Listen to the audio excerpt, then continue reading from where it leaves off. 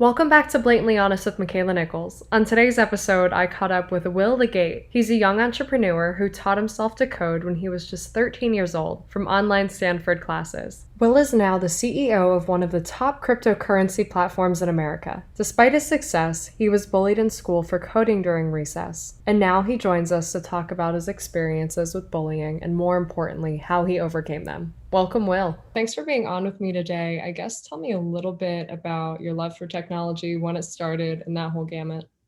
Yeah, so I taught myself to code when I was around 13 years old, made a little over a dozen apps throughout middle school and high school. And I'd always had been interested in technology. I started a blog, which I think is still actually up online somewhere, when I was in fifth grade, about like how to hack everyday things and kind of like just like, I don't know, do stupid things, like how to win the candy crane game, how you could get unlimited candy from that. And just stupid stuff.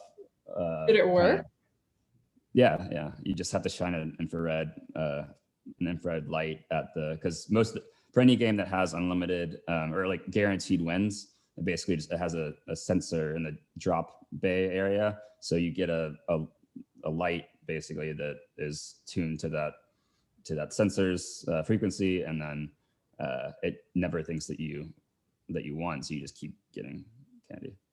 But What? Wow. Well, I might have to try that sometime, and hopefully no one will see me doing that because that is a great life hack. but yeah, that's I guess that's kind of how it started. And yeah, now I run a blockchain cryptocurrency company. Right. So for people who have no idea what that is that might be listening, how would you like dumb that down to like literally infant level? So basically, if you've heard of Bitcoin, Bitcoin's powered by the blockchain. And what makes a blockchain so special is basically like for your bank, for instance, if you want to deposit money into your bank, you can only do it when a branch is open. You can only, do it if they approve your account. You have to go through all these loopholes. It's slow to do transfers. You have to pay money to do transfers. And the reason why that is because the bank controls a database basically that says, Makaila has X amount of money, Will has this amount of money. And since they control the database, you can't make deposits, you can't make withdrawals, you're dependent on the bank. You have, your funds could be seized for any reason at any time. And what blockchain is basically is a database that anyone can actually access and anyone can update within like a certain set of rules or parameters. So that's why Bitcoin is so hyped up right now is one, there's a limited supply, so there's no issues about inflation. But two, it's completely permissionless. Anyone can join the network and can transfer funds, and they control their funds, and that's kind of the whole appeal of blockchain. So. Wow. Okay, right. So that's super complex, but not, I guess. Definitely complex for me though. I mean, thinking about all that funds and transferring is like but yeah, really good description. I think that's great because especially, with the way the banks are and the economy, it can be very scary. So what attracted you, I guess, to this whole kind of currency in the first place? I mean, did you just wake up one day and you're like, this is what I want to do? Or was it like there's a problem with it?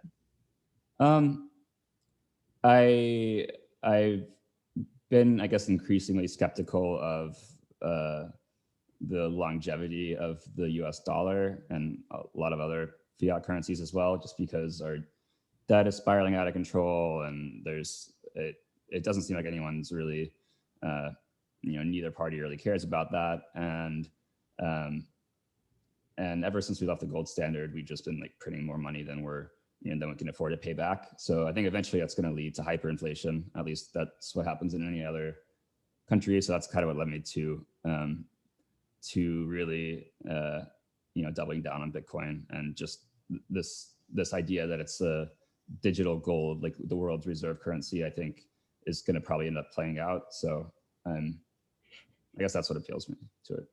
Wow. So okay, so you're basically like the boy genius, like I heard earlier. Jimmy Neutron kind of. I definitely would not call myself a boy genius, but I've had people call me that, which makes me kind of cringe every time because I just don't think that I'm a genius. I'm a bit of a klutz in many ways, but Yeah. Well, I think everyone's kind of a klutz in some way or another. So talking about being a klutz and being really into technology, was there ever like a stigma that followed you, whether it was like in grade school or through, your young adult life?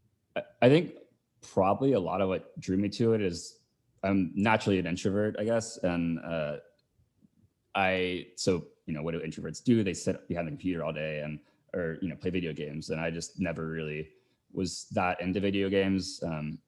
Maybe it was just by chance I didn't play any games that I were that fun at the time, or my parents wouldn't let me get them. I don't know what it was, but for whatever reason, I was drawn to the computer. I think probably, uh, I guess, as a result of that, and increasingly maybe as a result of bullying and stuff. And I actually didn't tell any of my friends at all, like, anyone in the school, that I started making apps, because I feared that they would, laugh at me and call me like a nerd, or call me, just like, it doesn't matter if they called me that. Like, in hindsight, it's like I could have told them, and, if anyone didn't think it was cool, then they probably shouldn't be my friends, or like, it's just, but those are natural thoughts that anyone has, especially when you're young, and like middle school or high school, or even elementary school. You have kind of these concerns about being bullied, or like what your peers think of you. But I guess when one of my apps, it hit number 2 in the App Store, and I think I like turned behind a buddy in class and was like, "Hey, like, see this? This is mine." And like, because I was like hitting refresh because it was going up and up and up, and then like he stood up and made an announcement to the whole class, and all of a sudden I was like, just this tech whiz, to everyone on campus, and everyone thought I was completely rich, and it was interesting, but it definitely, that didn't end the bullying. I would say that, like, at that point you have people, now that are maybe jealous, and it's like a different type of, I don't want to say harassment, but it is in some cases harassment you have to deal with. And yeah, I'm also like vocal online, in terms of some of like the social, I guess, causes that I believe in, and that's resulted in. I mean, I've literally had, talk about bullying. I've had probably close to 1,000 death threats at least. I've had, people just sending the nastiest messages just because they don't agree with something that I say online. And at this point, I'm just like, I've received so much of that it doesn't bother me anymore. And it's easier to kind of said than done. And but yeah, it doesn't, like, people make fun of my appearance and make fun of my, they say that I'm like a fraud because I just got lucky with my company, and that I don't deserve this, or that I, this or that. And none of it, it's just because they're jealous, or they want to kind of troll you, or they want to get your attention. Or, I mean, in some cases, people just like, I'll respond LOL, and they're like, OMG, can't believe you replied. Like, I actually like have a ton of respect for you. And like, it's like, so it kind of gives you an insight into like the minds of these people that are, I don't know, negative in your life. I can't imagine, let alone getting death threats from like a bunch of people. I've only had one death threat against me. It was terrifying. So I can't imagine like what goes through your head. I mean, like, to these people, are you ever scared, or is it just like, like they're just trying to like get under my skin, so to speak? There definitely was a point where it was scary. I had a hit on my life on the dark web. I was How do flying you back. find that? Well, I got a call from a weird number. I happened to answer it, and they're like in this muffled voice, and they're like, "Hey, like, I'm a researcher on the dark web, and just want to notify you that you are on the hidden wiki." And like, they had my parents' social security numbers, they had all my relatives' contact information, their home addresses. They had like a bounty on me, and it was pretty crazy. And then I was flying back to LA, where I lived at the time, from my hometown for my grandma's birthday. And my girlfriend at the time texts me and says, "Hey, the FBI is here looking for you." And I'm like, "What do you mean the FBI is there?" And my heart kind of drops some 30,000 feet in the air. And I guess, long story short, someone called into the FBI and said that they had hacked in my computer and found plans to shoot up a school, and that basically, if the FBI gets a tip like that, they have to investigate. So they did their jobs, and to their credit, they were very professional. And I called them as soon as I landed, and and set up a meeting with them.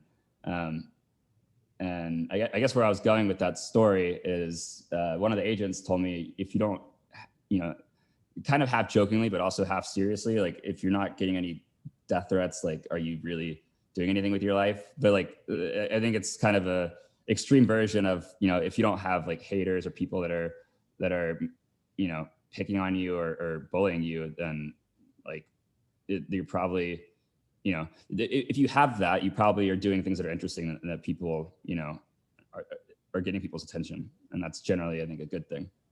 So. Okay. No, you're right. I agree with that. That sucks that, you had to literally be told by an FBI agent that, but, so to speak, that you're right. I mean, if you're doing something great, people try to go after you and undermine you and just kind of make you feel like crap about yourself. Do you think that because of, obviously you have a really big Twitter following, do you think people are more inclined to bully you because of your beliefs or because you're not afraid to express yours? I think it's a bit of both. I think that, given that I have a platform, there's definitely some people with the mindset that they want to silence me. So a lot of the death threats that I received kind of in that period of time, there was an organized campaign to try to basically get me to leave the internet forever and never say anything ever again. I think that was primarily to silence me. I think there's definitely people that just, because you have a platform and maybe their lives are miserable, they just want to like kind of direct the misery in their lives towards you, and kind of I think that's part of it. And then I guess there are probably some people that think my beliefs are really just so crazy, which for anyone watching who doesn't know me, they're not. I'm pretty like I think you can, I guess, follow me or look at my Twitter if you want to, I guess, get details there. But basically, I just believe that things like people should have access to affordable healthcare. And apparently that's not to get too political, but I've been called like, communist and like stuff just because I believe that things that aren't communist, it's just people just, I don't know. It's probably a lack of education combined with just like everything else I mentioned. Definitely. So. So how do you deal with that? I mean, I'm sure that has to get to you, even if you say like, oh yeah, it doesn't get to me. I'm sure, sometimes you actually like question yourself. Is that true? Or you're like, no, whatever. I actually genuinely don't care. For the most part with like politics or any of that, I just genuinely gotten to the point where I do not care. There are things that I do care about that maybe are like more personal to me that I'm sharing. Like, I don't know, like I'm kind of working my way in the music industry, for example. And if someone makes like a comment there in regards to like, oh, you're such a like, why are you doing this? Like, you're a loser, like whatever. Then I don't know. It's like, I guess that can affect me more, make me question like, what am I actually doing? Cause I still try to convince myself that this is something I should be doing. So I guess when it's something that I'm not as like certain about, or things that are still in progress, or things that you don't have like proven success for yet, it's definitely a lot easier to kind of take those comments more seriously than they should be taken. Obviously, it's always good to do kind of self introspection and questioning, are you doing the right thing and whatever. But it's it's good in a healthy amount. And it's very easy to do it, to start questioning yourself in an unhealthy way. And you just have to be strong in your convictions. And when you have someone telling you something that you maybe don't agree with, or they're being mean to you, the way I look at it is I read what they wrote. I think, is this true or is this not true? And if it's not true, then I just say, okay, then this guy doesn't know what they're talking about, and I just move on. And if it is true, then I maybe try to figure out ways to make it untrue if it's something that I do want to change, or if it's something that I don't want to change, then I just embrace it, and then I also don't care. So it's kind of, like I said, it's easier said than done, but that's kind of the way I mentally think about it. Because if I didn't, if I did let these things get to me, I would wouldn't be able to get out of my bed every day. Like, you have to, if you're going to be successful in any industry or in life, you're going to have people like this who are kind of trying to bring you down, and you just have to learn to deal with it in a healthy way. Very well said. Yeah, I think dealing with it in a healthy way instead of, turning to God knows what to kind of cope. I think that's kind of the problem with kids, and especially with social media. Not that I hate social media, because I don't. I just think there's a lot of people on there with nothing better to do than go after you all the time and attack you. And I think these kids are so, I don't know, they seek so much validation online from strangers. And I think there's so much wrong with that, because I feel like all of our self esteem is like in the toilet because of social media to some degree. So, what advice do you have for the kid who maybe like clings to their phone all the time and is like, oh my God, if I don't get X amount of followers or X amount of likes, like I'm worthless? What do you have to say to that kid? So I would say that the reason why you feel like this is because, so I used to have a social media company, so I know this kind of industry pretty well too, but they literally take psychological techniques, like the notifications you get, those are it's not just random that you have like a little red dot. It feeds dopamine in your brain. It's the same kind of like drug you get when you're, when you're like going on a roller coaster, or like you get these like crazy, like, adrenaline rushes, basically like these mini adrenaline rushes nonstop. So the reason why you feel that way is like literally biological, and it's not your fault, I guess, is what I'm saying. That's what these companies, they make money by you being on the platform. So my advice would be just to, I have parental controls on my phone. I'm an adult. I don't have any, parents that are controlling, which apps I use and how long, but I have, a time limit set on things like Twitter, because anytime, I've noticed that days that I spend more than X amount of time on Twitter, I end up being, one, less productive, and two, like less happy. So I think just imposing, self-imposed limits, and then trying to find things that maybe don't give you that immediate dopamine rush, but that are more fulfilling and long-term will have a better effect on your life. Right. So maybe reading a book, or maybe you have some hobby that you pursue or whatever. But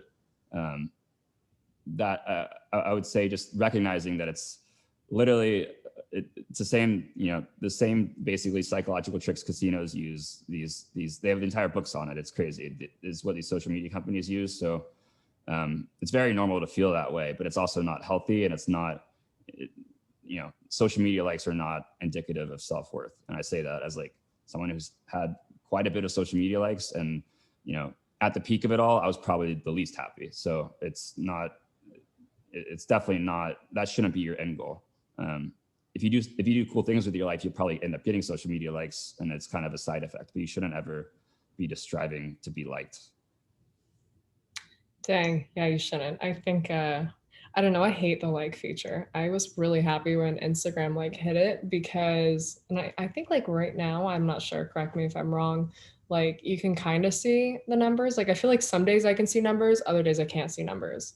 Like I Yeah. don't. If you click on it on your own profile, you can see the number I've noticed. But yeah, Okay. I think that's probably a good thing.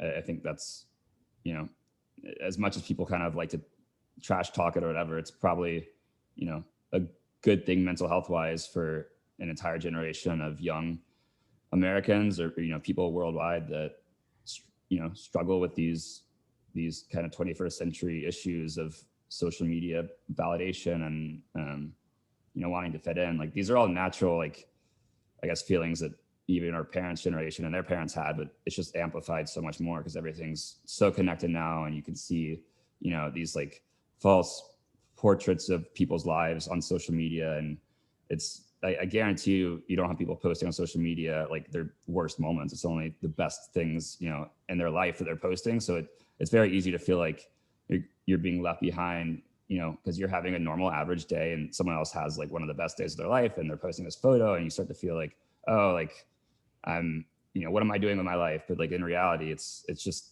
not, in reality, it's not reality. Like it's not actually what people's lives are like. So it's just important to not have destructive, thoughts about like yourself, and having destructive patterns. You want to channel your energy into things that are productive and that'll bring you long-term health and success and happiness. That's my opinion. I love it. No, it's a great opinion. That's really good. Um, to kind of backtrack for a moment, I really love everything you just said, but my brain kept going back to, like, obviously I've looked at your social media and we've hung out, and so I know kind of your background and stuff. Like, How does it feel to be pretty much bullied by these big like networks and these big names? I mean, I know you're just like, yeah, like doesn't really get to me, but I feel like that has to hit you in some way. I mean, what are your thoughts on that? How do you deal with that? Like, do you ever, because that is what it just blows my mind that these big people, these big whatever, can like get away with saying stuff like that. And then you're just like, you have to deal with that and face the repercussions of what they say for literally just sharing your opinion. I mean, how is that? I mean, I guess my general philosophy there is all press is good press for the most part, unless you're just like getting me too, or you're just actually a scumbag. Like, having these predatory outlets talking bad about me, again, it means that I'm doing something right, because you have these, if you look at tabloids, about very successful people and maybe the entertainment industry, those are not really an accurate picture of most of those people's lives. It's a glamorized, or like overly glorified, or like vindictive, I guess, portrait of their lives, because they're in a position of success and a position of where people care about what's going on with their lives, right? So if these weird outlets that aren't even news outlets but call themselves news outlets want to spend their time and energy thinking about me, then I'm living rent free in their heads. So yeah, I mean, I don't let it get to me. There was this time, it's not related to, I guess, big media outlets, but there was a talk about cyberbullying. So I had a picture on Instagram from when I was a minor with my girlfriend at the time. We were at the beach laying in lounge chairs. I had my bathing suit on, no shirt. She's in her bathing suit, and it was a normal picture. But some of these people who were kind of in this harassment campaign against me at the time thought it'd be really funny to Photoshop giant nipples on me. So it looks like I'm just some like complete, just like, it's comically large. And Nipplegate, my last name's LeGate. So Nipplegate was literally a trending topic on all of Twitter because it got so much traction from everyone from like the president's, or not ex-president Trump's elder children, to just these like wacko conspiracy theorist groups who there were rumors that I was a computer algorithm and that I work with all these big big tech giants to censor people. And again, none of it's true, but it kind of is, that kind of stuff happens as you get more and more successful, and people maybe are jealous of you or envy you, or and that happens every day also to much smaller scale. In the classroom, you have maybe you got an A on a test and someone calls you like four eyes. Like that's just, it's the same thing. It's just different different environments, like but all the same, I guess, concepts and lessons and all that apply. So with that being said, like where do you get your validation and just kind of like self-worth from, your friend? Do you get it from your friends? Do you get it from your family, yourself? Like where do you find your validation? I guess all the above. Like if I have friends, like quote unquote, who are not who are making my life, I guess, worse as opposed to better, they're not my friends for very long. So I think it's important to find people that can help you grow as a person, and that aren't going to just be mean to you for the sake of being mean to you. I have friends, that being said, that are extremely critical of certain things that I do, or extremely blatantly honest, and maybe it's something I don't want to hear, but I keep those people because you want to have I guess a fair, clear picture in terms of or maybe a third party perspective on things that you're doing with your life, or like whatever it is.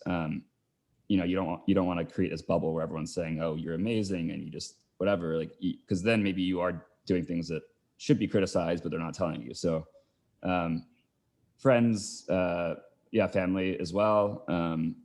I meditate, which helps you kind of just like, at first I thought like, oh, meditation's the dumbest thing. Like, who meditates? That's so weird.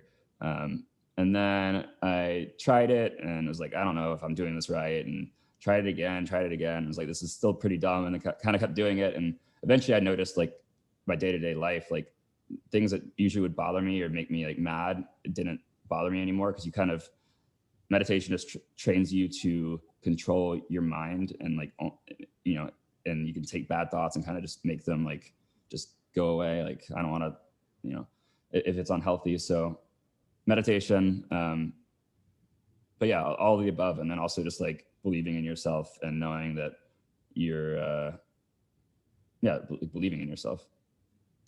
So what advice would you give, like, I don't know, when did you start coding? You were how old? 13, around 13. So what advice would you give 13-year-old Will, like, about his passion for technology and then soon to be music? Like, what would you tell him? Because obviously he probably felt like not very great at the time. I mean, absolutely go and pursue it. The people that are, you know, 13-year-old Will, who end up listening to these negative influences in their lives and just try to seek validation from their peers and their, you know, maybe their friend groups who maybe shouldn't be their friends, then they're the ones who kind of, they peak in high school, and they kind of, the rest of their lives is they're envying you. So like me, for example, I was bullied throughout middle school and high school, and now I have literally people who are bullying me, like DMing me saying like, "Hey man, saw your Fox News appearance, so cool, bro." And I'm just like, yeah, I don't want to talk to you. Like, I'm like, you, like, I don't think you're a good person. So just keep pursuing your passions, especially if you're that young, because I didn't realize it at the time, but now when I tell people, oh, I started coding when I was 13, they're like, what? Like, how did you do that? That's so cool, whatever. Like, you're at a unique point in your life where you can start to pursue passions way younger than anyone else. You know, your peers that are maybe waiting until they're out of college to do anything interesting with their lives. So don't let it deter you, and just, you know, like I said, if you have people talking like that to you, they're probably either envious or they probably just have miserable lives themselves and are trying to, you know, feel better by putting you down. That's great, because I don't know, being so young, because I was the same way. Like, obviously I didn't code. God knows I don't know how to do that. But you know, my career like started when I was 14. So you got me beat by a year, and plus you're a little older. So, but anyway, no, I think it's awesome that you've been able to do so much, you know, despite being bullied, despite dealing with, I don't know, different peer pressures and just expectations. So you're pretty freaking cool. And a lot of people should look up to you and not troll you as much, because they don't actually know you. And I think that's something that, I don't know, people on social media feel like they know a person when they don't. Yeah. Cool. Well, I enjoyed it. And yeah, same to you. Be bold, be you, be blatantly honest.